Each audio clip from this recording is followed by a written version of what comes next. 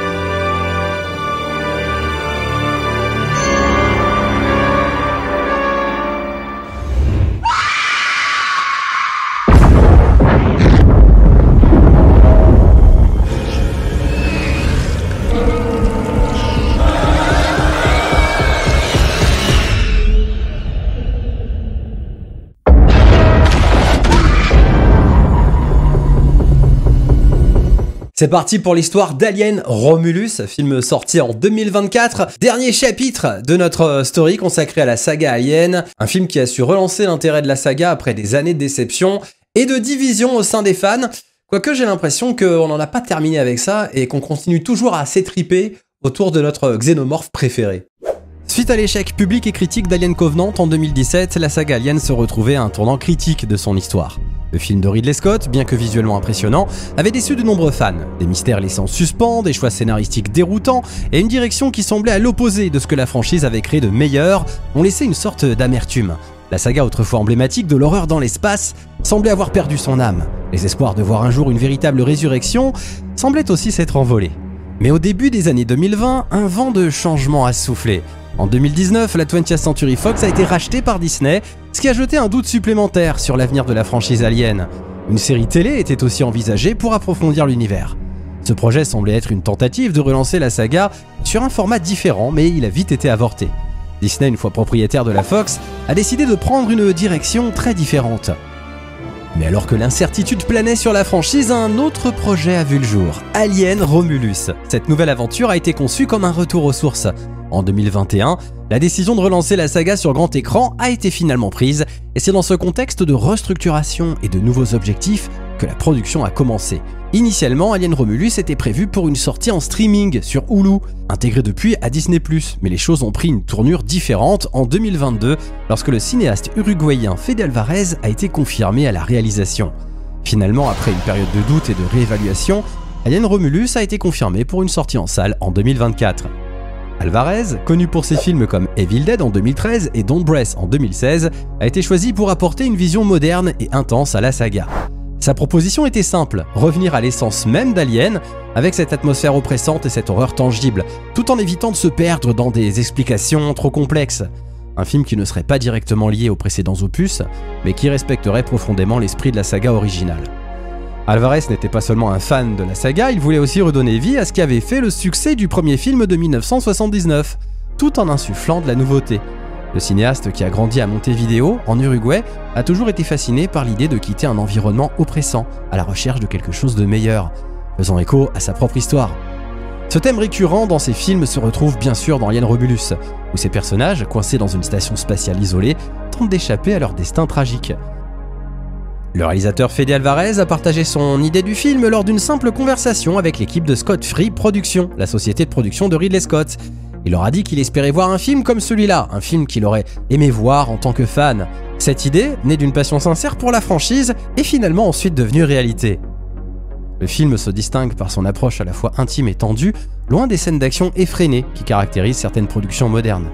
Dès le début du projet, Alvarez a choisi de mêler des éléments iconiques de la saga, tout en apportant une touche de renouveau, afin de satisfaire aussi bien les vieux fans que les nouveaux spectateurs découvrant l'univers d'Alien pour la première fois. Le réalisateur a puisé l'inspiration d'Alien Romulus dans une scène coupée d'Aliens le Retour, visible dans l'édition spéciale du film de James Cameron. Cette séquence montre un groupe d'enfants jouant dans les couloirs de la colonie sur LV-426, avant que les xénomorphes ne s'abattent sur eux. En la redécouvrant, Alvarez s'est demandé « Et si certains avaient survécu, comment auraient-ils grandi dans un tel environnement ?» C'est cette question qui a servi de point de départ au scénario de Romulus. Son histoire suit un groupe de jeunes colons, désormais adultes, confrontés à la menace des xénomorphes dans un cadre oppressant. Mais une autre influence majeure s'est glissée dans le processus d'écriture, celle du jeu The Last of Us Part 2. En jouant au jeu, Alvarez a été marqué par le personnage de Dina, enceinte dans un monde ravagé par l'infection. Ce concept l'a poussé à intégrer une thématique similaire dans son film. Kay, interprétée par Isabella Merced, se retrouve enceinte en pleine lutte pour sa survie, ajoutant une tension dramatique supplémentaire à l'histoire. Alien Romulus s'ancre donc à la croisée du cinéma et du jeu vidéo, mêlant l'héritage d'Aliens le Retour à une approche plus moderne du survival horror. L'intrigue d'Alien Romulus se déroule en 2142, 20 ans après les événements d'Alien et 37 ans avant Aliens. Ce contexte temporel permet d'explorer une phase méconnue de l'univers alien, où un groupe de jeunes colons se retrouve pris au piège dans une station spatiale abandonnée par Weyland-Yutani. Ce qui commence comme une mission ordinaire se transforme rapidement en un cauchemar lorsque les colons découvrent qu'un xénomorphe rôde dans les lieux. L'influence de Aliens de James Cameron se fait sentir dans la structure narrative. Chaque personnage est introduit progressivement, ce qui rend leur disparition encore plus tragique et poignante. Le danger ne se dévoile pas instantanément, au contraire, l'horreur monte lentement à mesure que les personnages commencent à comprendre l'étendue de la menace qui les entoure. C'est une horreur psychologique avant tout, où la menace est omniprésente, mais jamais immédiatement visible. Le tournage d'Alien Romulus s'est déroulé entre mars et juillet 2023 aux Origo Studios de Budapest, et l'un des choix marquants de la production fut de filmer dans l'ordre chronologique. Cette approche particulière visait à renforcer l'immersion des acteurs et à rendre leur performance plus authentique. En effet, chaque événement du film s'enchaînait de manière linéaire, comme lorsqu'on découvre les scènes au fur et à mesure, comme si les personnages eux-mêmes vivaient les événements en temps réel. Alors que dans la plupart des productions, c'est rarement le cas. Fede Alvarez a aussi travaillé étroitement avec Ridley Scott et James Cameron, les deux réalisateurs des premiers films, qui ont d'ailleurs validé sa vision et son approche du projet. Cette collaboration a apporté une légitimité supplémentaire au film et a permis à Alvarez de s'assurer qu'il respectait les bases fondamentales de la saga, tout en apportant de la fraîcheur. Fidèle à l'esprit des premiers films, Alien Romulus a fait le choix de privilégier les effets spéciaux pratiques. L'équipe d'Aliens le Retour, et d'ailleurs parmi les plus expérimentés dans ce domaine, a été sollicitée pour concevoir les marionnettes et animatroniques des xénomorphes, notamment le studio ADI d'Alec Gillis et Tom Woodruff. Cette approche permet de conserver une texture brute sans tomber dans l'excès de CGI, donnant ainsi un aspect plus palpable à l'horreur vécue par les personnages. 3 versions de xénomorphes ont été utilisées, un acteur en costume, un animatronique et une marionnette, offrant ainsi une variété de prises de vue tout aussi terrifiantes les unes que les autres. Les créateurs ont réussi à capturer l'intensité de l'horreur des premiers films, tout en modernisant les techniques pour répondre aux standards actuels. C'est un retour aux racines visuelles de la saga, où l'on cherche avant tout à effrayer le spectateur avec des créatures tangibles et non virtuelles. La bande originale d'Alien Romulus, signée Benjamin Wallfisch, fait partie des éléments essentiels qui viennent renforcer l'ambiance du film. Wallfisch, déjà reconnu pour ses compositions dans des films comme Blade Runner 2049 ou ça d'Andy Muschietti, a créé une musique qui mêle son organique et électronique pour accentuer cette sensation de vide spatial, de froid et d'oppression. Le compositeur parvient à maintenir cette atmosphère inquiétante qui a fait la réputation de la saga, tout en apportant une touche de nouveauté dans les sonorités. La musique est utilisée de manière subtile, souvent comme un fil conducteur qui accompagne le malaise croissant ressenti par les personnages. Chaque note semble augmenter la tension, permettant à Alien Romulus de rester fidèle à l'atmosphère de terreur psychologique des films originaux. Une autre innovation marquante de Romulus réside dans l'apparition de Rook, un androïde joué par Daniel Betts. La ressemblance de ce personnage avec Ash, incarné par Ian Holm dans le premier film, a été rendue possible grâce à l'utilisation de la technologie deepfake et des animatroniques. La production a obtenu l'autorisation de la succession de Ian Holm pour recréer le personnage à l'aide de ces nouvelles technologies, ce qui a permis de donner une nouvelle dimension à ce clin d'œil au film original, tout en conservant l'hommage fidèle à la saga. L'utilisation de deepfake a permis de synchroniser parfaitement les lèvres et d'apporter une touche de modernité à l'apparition de ce personnage iconique, offrant ainsi un pont entre les différentes générations de films. D'ailleurs, Alien Romulus a introduit une nouvelle génération d'acteurs et de personnages. Kayleigh Spenny incarne Reine Carradine, une héroïne qui pourrait bien succéder à Ripley et Shaw en devenant l'une des figures emblématiques de la saga. Elle est entourée de jeunes talents dont David Johnson, qui interprète Andy, un androïde frère adoptif de Reine, et Isabella Merced qui joue Kay, un personnage crucial vers la fin du film. Ensemble, ils forment un groupe qui lutte pour sa survie dans un environnement hostile. Le casting met en avant des personnages plus profonds, moins caricaturaux que ceux qu'on avait pu voir dans les films précédents. Chacun des acteurs apporte une dimension particulière à leur rôle, rendant le film plus réaliste et émotionnellement impliquant. Le film suit un groupe de jeunes colons piégés dans une station spatiale abandonnée par Weyland-Yutani, sans savoir qu'elle abrite une menace xénomorphe. Fidèle à l'ambiance oppressante et angoissante des premiers films, Romulus se concentre sur le huis clos et la terreur pure, loin des scènes d'action spectaculaires des films plus récents.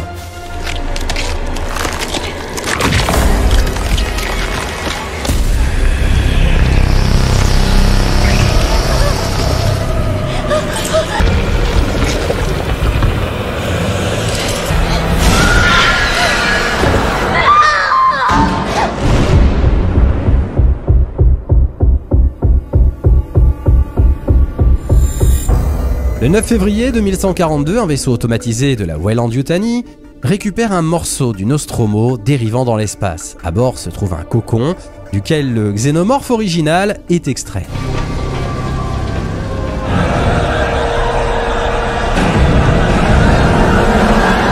Ren Karadine, une orpheline de 25 ans et minière sur la colonie de Jackson Star, travaille pour la Weyland-Yutani. Elle est accompagnée de l'androïde Andy, conçu pour veiller sur elle comme un frère, mission confiée par son défunt père. Bien qu'elle ait accompli le nombre d'heures nécessaires pour quitter la colonie, la compagnie l'oblige à prolonger son séjour de 5 à 6 ans en invoquant un manque de main d'œuvre. Frustrée, Ren rêve de s'échapper, comme ses amis Tyler et Kay, et de rejoindre la planète Ivaga 3, où des conditions de vie plus favorables les attendent. Tyler a repéré un vaisseau abandonné de Weyland en orbite dont les systèmes sont encore actifs. Son plan est de récupérer les chambres de stase pour effectuer un voyage de 9 ans vers Ivaga. Pour y parvenir, ils ont bien sûr besoin d'Andy, l'androïde de Weyland-Yutani, pour accéder au système informatique. Après quelques hésitations, Ren accepte finalement de les suivre. Attention, ça va secouer!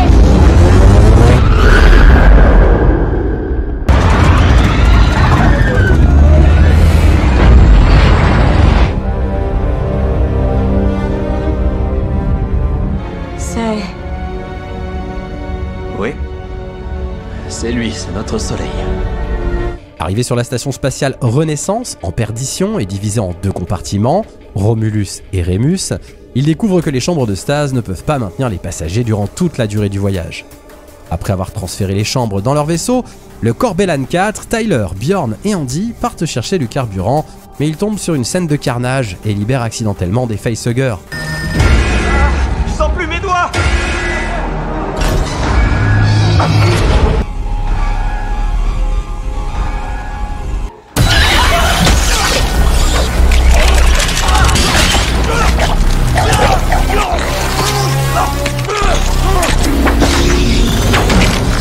Tyler et Bjorn se retrouvent piégés dans une salle et Navarro, qui les accompagne, est attaqué.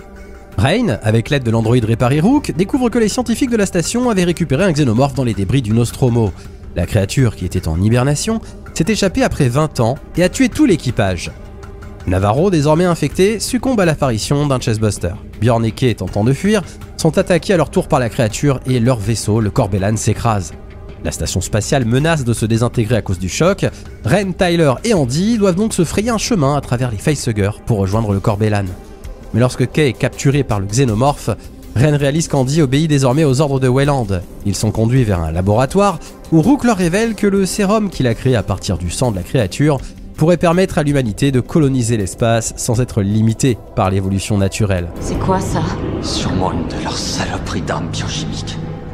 Tout le contraire en réalité. L'espèce humaine n'est pas vraiment conçue pour la colonisation spatiale, elle est assurément trop fragile.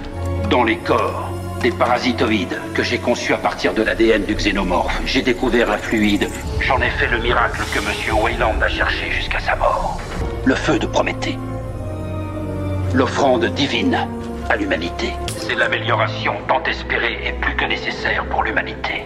Andy, suivant les directives de Rook, promet de les aider à fuir avant de transmettre le sérum à la compagnie.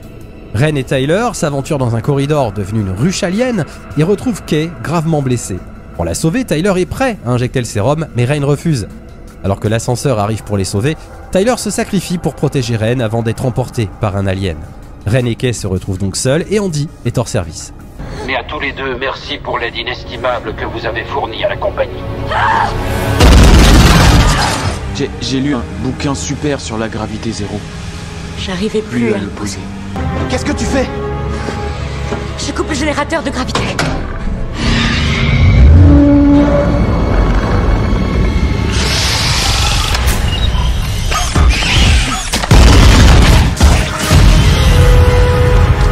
Utilisant la gravité zéro de la station, Ren et Andy parviennent à rejoindre le Corbelan avant que la station ne se désintègre.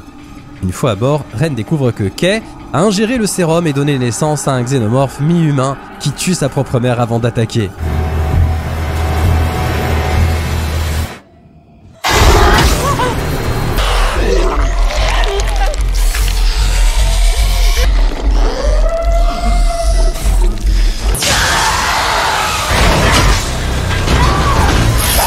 Et après un combat acharné, Ren parvient à tuer la créature et détacher la soute du Corbelan, mettant fin à la menace. Finalement, seul à bord, Ren enregistre un message dans le journal de bord et s'endort, espérant toujours atteindre Ivaga 3. Je suis Rain Karadine, seule survivante du Corbelan. Terminé. Alors je sais que beaucoup d'entre vous sont très méfiants envers les nouveaux projets de cette saga, notamment depuis qu'elle est passée sous l'ère Disney. Moi j'avais découvert Alien Romulus au cinéma été 2024, c'était mon film préféré de l'été et franchement j'ai vraiment apprécié ce film. Hein, tant que ça? Je l'ai même encore mieux apprécié la deuxième fois que je l'ai vu, parce que franchement ça n'a rien à voir avec les précédents films réalisés par Ridley Scott. On a vraiment un film qui se tient parfaitement bien dans la saga Alien. J'aime beaucoup ce qu'ils ont fait pour l'insérer parfaitement entre Alien 1 et Alien 2 notamment. Ça respecte totalement les codes de la saga, alors que Prometheus et Covenant, on était vraiment très loin des designs originaux, notamment avec les vaisseaux. On replonge dans l'ambiance des premiers films. Moi je suis un grand fan d'Aliens de James Cameron, donc je ne pouvais qu'apprécier Alien Romulus là-dessus clairement. Pour moi c'est un bon film, mais attention, hein, il est pas parfait. Clairement il est pas parfait. On va dire que la première heure et demie du film me convient parfaitement. Mais évidemment qu'il est plombé par beaucoup trop de fanservice. Je suis désolé. Fede Alvarez, on a compris qu'il aimait bien les premiers films Alien, qui nous faisait un best-of de la saga par moment. Pas feignant, ces créatures. Et tu le tiens là. Bon, dirige le vers Andy. Presse un peu la détente. J'ai mis la sûreté. Mais nous aussi, on a vu les films de la saga et on les aime beaucoup. Et le problème, c'est que ça vient gâcher Alien Romulus, ce trop plein de fanservice. Alors je parle surtout des répliques. Continue. Ça devient limite vulgaire et trop rentre dedans pour moi à un moment donné. Ne la touche pas. Où là tu te dis mais surtout ne dis pas ça. Sale pute. On n'a pas envie de l'entendre dire ça et surtout que ça n'a aucun sens à ce moment-là. Tu nous enlèves ce fanservice là, pour moi les autres, allez on va dire ça passe. Et le final encore une fois, bah, c'est un peu une déception. Parce que Ren, elle s'en sort presque miraculeusement bien face à ce monstre qui a un design vraiment perturbant. Là-dessus, pour moi, ils ont réussi à faire un bon monstre. Hein. Franchement, cette créature, je la trouve pas plus affreuse que celle qu'on a eue jusqu'à présent. Et limite, je la trouve plus réussie que le monstre à la fin d'Alien Resurrection. Pour le reste, ça se tient quand même plutôt bien. On a des visuels, franchement, qui sont bluffants. Les scènes dans l'espace, la station orbitale qui se désintègre sur les anneaux de la planète, c'est pour moi du jamais vu. J'ai adoré ces scènes dans l'espace, là-dessus c'est parfait. Grâce au fait notamment qu'ils ont créé des maquettes des vaisseaux, ils n'ont pas fait du tout CGI, ils ont tenu à ce que ce soit un minimum réaliste comme dans les tout premiers films. Donc il y a des vraies maquettes de vaisseaux. Le son est également parfaitement géré. Dans l'espace, personne ne vous entend crier, le son ne se propage pas dans le vide. Et bien dans ce film, c'est réussi et on le ressent ça.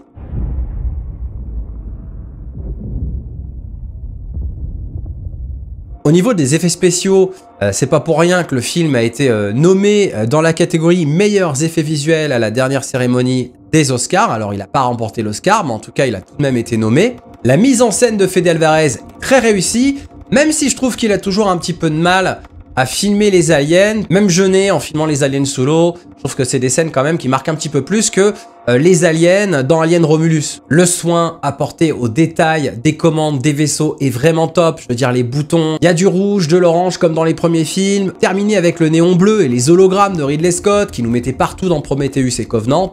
Et Alien Romulus parvient parfaitement pour moi à faire ce que Rogue One a fait dans la saga Star Wars, c'est-à-dire à être un très bon spin-off. Mon perso préféré, ça reste évidemment Andy, joué par l'acteur Davin Johnson, que je ne connaissais pas. Ça a été une révélation pour beaucoup dans ce film, parce qu'il interprète franchement l'un des meilleurs androïdes de la saga, tout en nuances. Il a un jeu d'acteur que je trouve vraiment génial. Toi aussi? vaisseau de l'espace à bord. Et il prouve encore une fois que les androïdes sont les personnages les plus intéressants de la saga. Je préfère homme artificiel, mais c'est personnel. Oui, pardon, les hommes artificiels. Pour moi, il faut prendre Alien Romulus pour ce qu'il est, c'est-à-dire un film qui vient s'intercaler parfaitement entre deux films cultes de la saga, le premier et le deuxième. Et là-dessus, pour moi, c'est un sans faute. Et en attendant, ça a permis de ramener du monde en salle, et ça a d'ailleurs été l'un des plus gros succès de l'été 2024. Alien Romulus est sorti en France le 7 août 2024 et aux États-Unis le 15 août.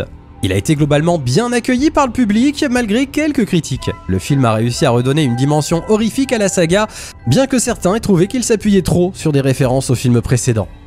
Les fans ont tout de même salué le retour de l'angoisse et de la tension qui manquaient cruellement depuis quelques années. Cependant, certains lui reprochent encore un manque d'originalité par rapport au premier film.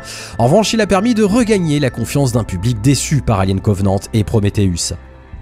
Avec un budget de 100 millions de dollars, Alien Romulus a rapporté 350 millions de dollars au box-office mondial, une performance solide pour un film revenant à des bases plus classiques.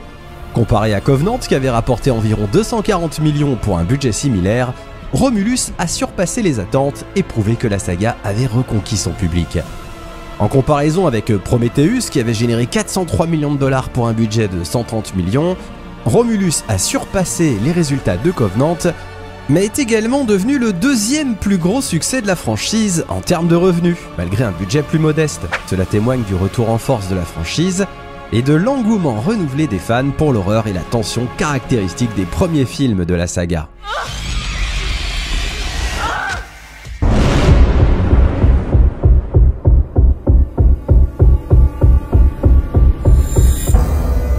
Le réalisateur Fede Alvarez a tenu à rendre hommage au premier opus de la franchise tout en modernisant la formule, notamment en s'inspirant du jeu vidéo Alien Isolation pour la tension claustrophobique. Alvarez a choisi de revenir à une approche plus intime, simplifiée et claustrophobe à l'image du premier film, contrastant avec l'orientation plus action des suites. Le film explore des thématiques récurrentes dans la franchise, comme l'inégalité sociale, la lutte des classes et la création. Il critique la cupidité des entreprises et la déshumanisation par la quête incessante de profit de Weyland-Yutani, une thématique omniprésente depuis le premier Alien. Le film intègre également des éléments de sexualité via l'architecture du vaisseau et les interactions entre personnages, une constante de la saga où la reproduction devient une menace corporelle, comme le développement d'un parasite à partir de son hôte. Un nouvel élément est également introduit avec le sérum, dérivé de l'ADN d'un xénomorphe, qui cherche à adapter l'humanité à la toxicité de l'espace, un lien avec les éléments biologiques et les hybrides humains-xéno, des préquels. Le film fait également un clin d'œil à l'un des autres films d'Alvarez, Evil Dead, le remake, avec l'introduction du monstre The Offspring, né de la fusion d'ADN humain et xéno. Le titre Alien Romulus fait bien sûr référence au mythe de Romulus et Rémus, les jumeaux fondateurs de Rome, symbolisant la création d'une nouvelle civilisation. Dans le film, la station scientifique porte les noms Romulus et Rémus, renvoyant à ses origines mythologiques. Les protagonistes, Rain et Andy, qui se considèrent comme des frères et sœurs malgré leurs différences, sont donc les héritiers d'une humanité en crise, cherchant à s'échapper vers un avenir incertain, à l'instar des jumeaux romains. Le film offre également une réflexion sur le choix entre destruction et reconstruction, avec des implications profondes sur la survie de l'humanité. Alien Romulus a eu un impact certain, en réussissant à redonner une certaine crédibilité à la saga Alien. Il a été salué pour son aspect des codes visuels des premiers films, tout en apportant une touche de modernité.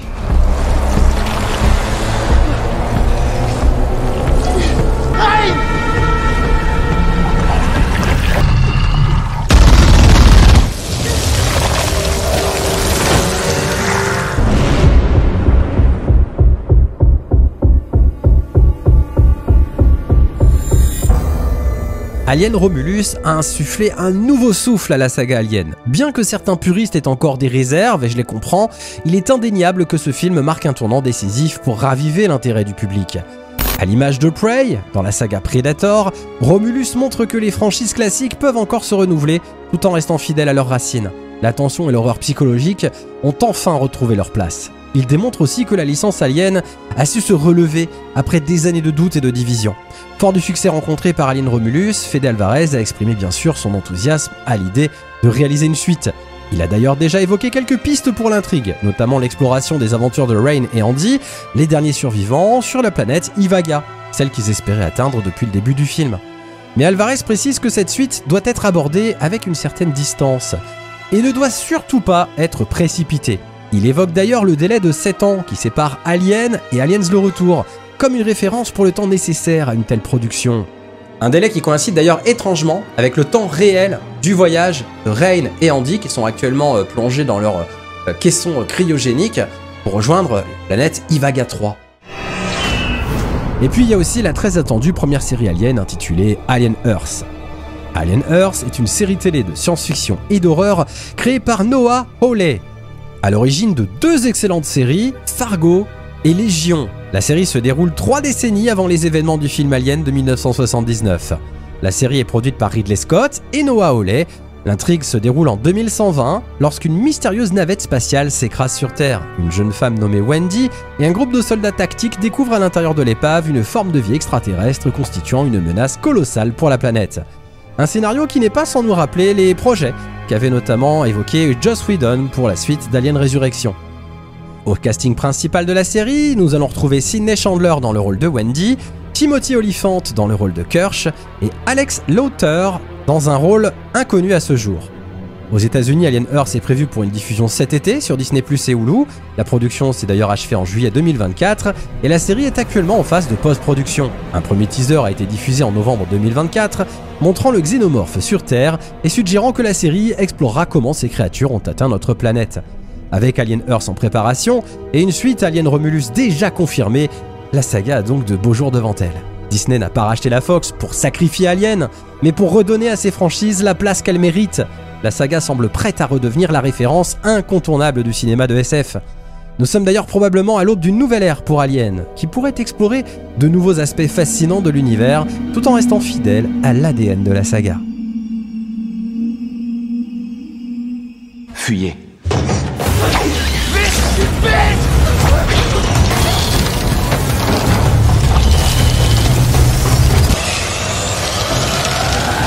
Fin de la story Alien, c'était le plus gros morceau de l'histoire de cette chaîne avec 8 vidéos si on compte le bonus sur Alien vs Predator. Ça représente plus de 4 heures de visionnage pour ceux qui veulent se faire toute la story Alien et redécouvrir tous les films. Allez-y, faites-vous plaisir. D'accord, dans ces conditions, moi je top. Ça a été un gros travail, mais sur l'une de mes sagas préférées, honnêtement, c'était que du plaisir. En attendant, on continue de discuter du film en commentaire. Donnez-moi votre avis sur Alien Romulus. N'hésitez pas à le revoir peut-être une nouvelle fois chez vous à la maison. Je vous invite franchement à lui redonner une chance si vous étiez passé à côté lors de sa sortie au cinéma. Likez et partagez cette vidéo si ça vous a plu. Parlez de Clap Story autour de vous. Il y aura bien sûr d'autres grandes sagas de science-fiction à explorer sur la chaîne, vous en faites pas. Merci aux membres qui soutiennent la chaîne en cliquant sur le bouton rejoindre ici sur YouTube ou grâce à vos dons sur Tipeee. En attendant, parce que derrière chaque film se cache une nouvelle histoire à raconter, on se donne rendez-vous la semaine prochaine sur Clap Story.